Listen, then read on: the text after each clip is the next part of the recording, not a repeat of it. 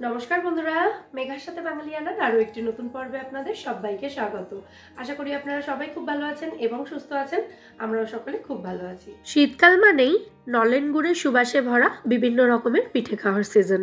তাই আজকের পর্বে আপনাদের সঙ্গে আমি শেয়ার করছি প্রায় বেশিরভাগ মানুষেরই সবথেকে পছন্দের পিঠে পাটিসাপটার রেসিপি, 2 রকমের পুর সহ।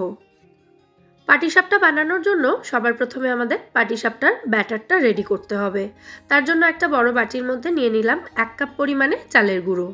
সেদ্ধ বা আতপ যে কোনো চালের গুঁড়ো এখানে নেওয়া যেতে পারে, আমি আতপ চালের গুঁড়ো ব্যবহার করেছি। আর যতটা চালের গুঁড়ো ঠিক তার অর্ধেক পরিমাণে ময়দা নিয়েছি, মানে 1/2 কাপ ময়দা। আর 1/4 কাপ পরিমাণে নিয়েছি সুজি, মানে যতটা ময়দা তার অর্ধেক পরিমাণে সুজি নিয়েছি। এর মধ্যে জাস্ট 1 পিঞ্চ মতো নুন দিয়ে দেবো। নুন দেওয়াটা অপশনাল, আপনারা চাইলে নাও দিতে পারেন।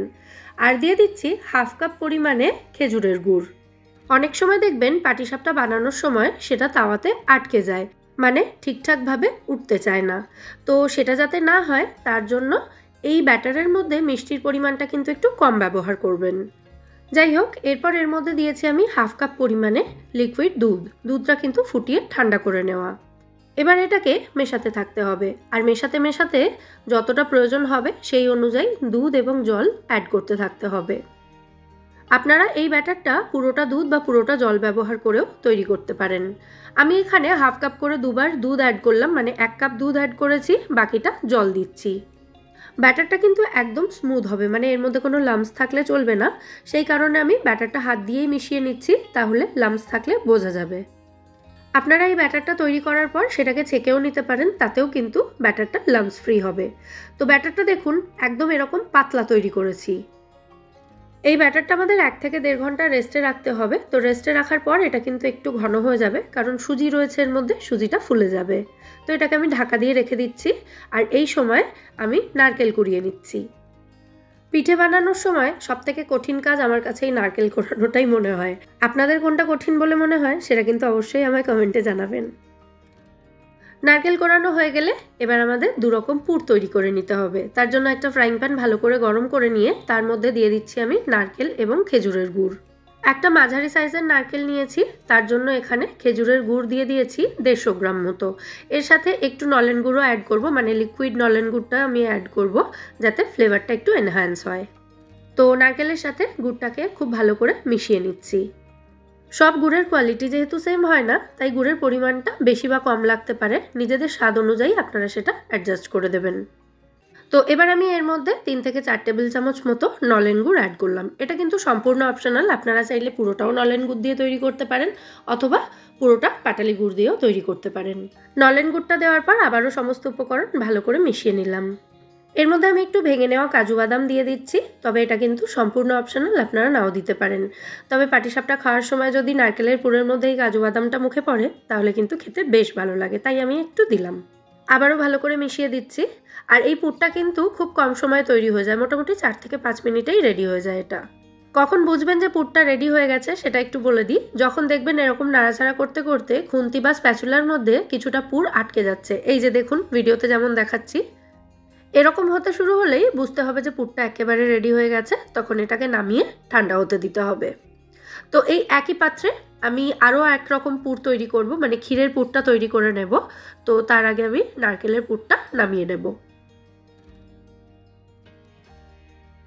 ক্ষীরের পুরটা বানানোর জন্য এই একই ফ্রাইং প্যানের মধ্যে আমি নিয়ে নিচ্ছি 1 কাপ পরিমাণে লিকুইড দুধ। দুধটা হালকা গরম হয়ে গেলেই এর মধ্যে দিচ্ছি 1 চা চামচ পরিমাণে চালের গুঁড়ো।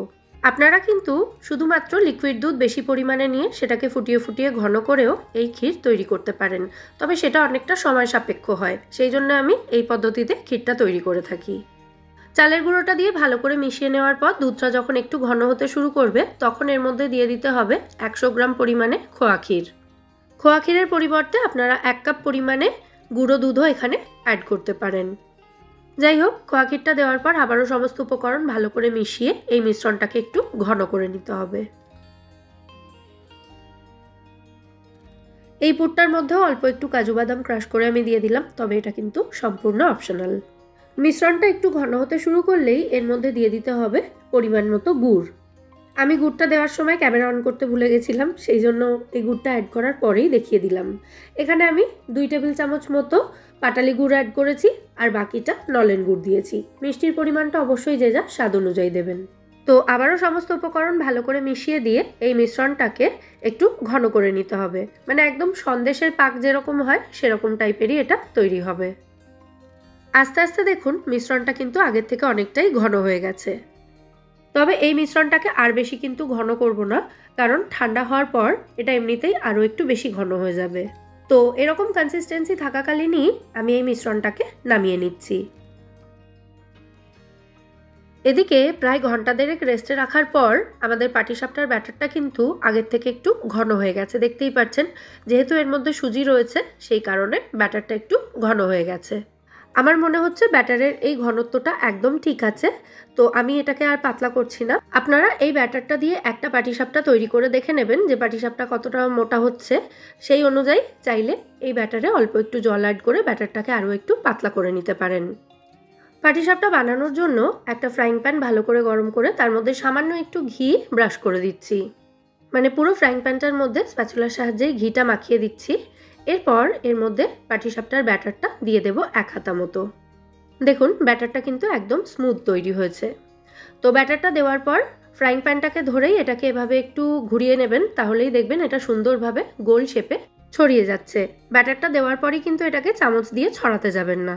লো টু মিডিয়াম ফ্লেমে এভাবে ব্যাটারটাকে রেখে দিতে হবে ফ্রাইং প্যানের উপরে 30 থেকে 40 সেকেন্ড মতো। তারপর যখন দেখবেন ব্যাটারের এই ওপরের পোর্শনটা একটু এরকম ড্রাই হতে শুরু করেছে, দেখে বুঝতে পারছেন আশা করি, আমি একটু ক্লোজ করেই দেখিয়ে দিচ্ছি। তো তখন যে কোনো একটা সাইডে তৈরি করে রাখা পুরটা এরকম লম্বা করে দিয়ে দিতে হবে। পুরটা এখনও পুরোপুরি ঠান্ডা হয়নি, সেই জন্য একদম নরমই রয়েছে।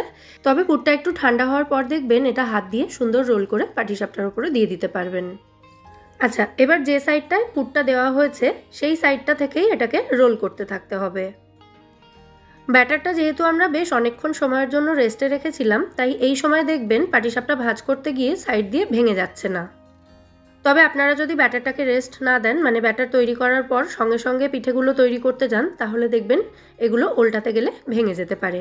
তো এই সমস্ত ছোট্ট ছোট্ট টিপস অ্যান্ড ট্রিক্সগুলো ফলো করলে দেখবেন আপনাদের পিঠেও কিন্তু একদম পারফেক্ট হবে।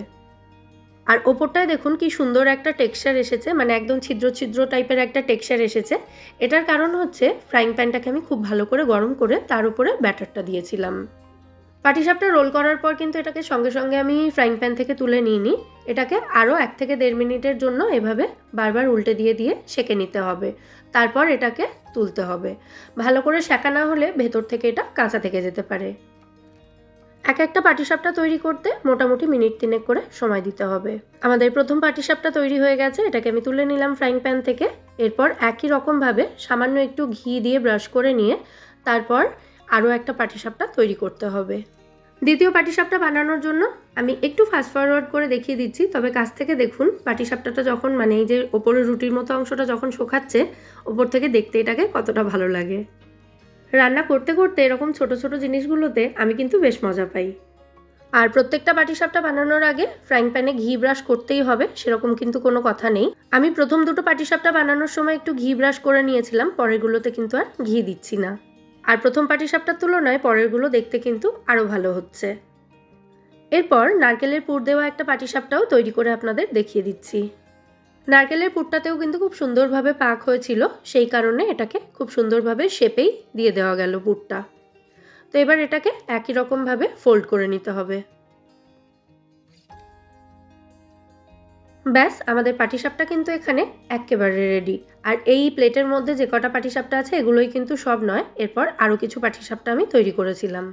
যে পরিমাণ উপকরণ আমি এখানে ব্যবহার করেছি সেটা দিয়ে এরকম বড় সাইজের মোটামুটি 13 থেকে 14টা মতো পাটিসাপটা তৈরি করা যাবে। ওপর থেকে অল্প একটু নলেন গুড় ছড়িয়ে এটাকে সার্ভ করব। তাহলে আজকের এই 2 রকমের পুর সহ পাটিসাপটার রেসিপি আপনাদের কেমন লাগলো সেটা কিন্তু অবশ্যই আমায় কমেন্টে জানাবেন। আশা করছি রেসিপিটা ভালোই লেগেছে। যদি ভালো লেগে থাকে ভিডিওটাকে বরাবরের মতো একটা লাইক এবং শেয়ার করে দেওয়ার অনুরোধ রইল। সাথেই আপনি যদি আমার চ্যানেলে নতুন দর্শক বন্ধু হয়ে থাকেন অথবা চ্যানেলটা এখনও সাবস্ক্রাইব না করে থাকেন তাহলে প্লিজ চ্যানেলটা সাবস্ক্রাইব করে আমার পাশে থাকবেন, আমায় সাপোর্ট করবেন। আজকের মতো এখানেই বিদায় নিচ্ছি, আবার দেখা হবে পরের পর্বে নতুন কোনো রেসিপির সাথে। সবাই সুস্থ থাকবেন, ভালো থাকবেন এবং সবাইকে খুব ভালো রাখবেন। নমস্কার।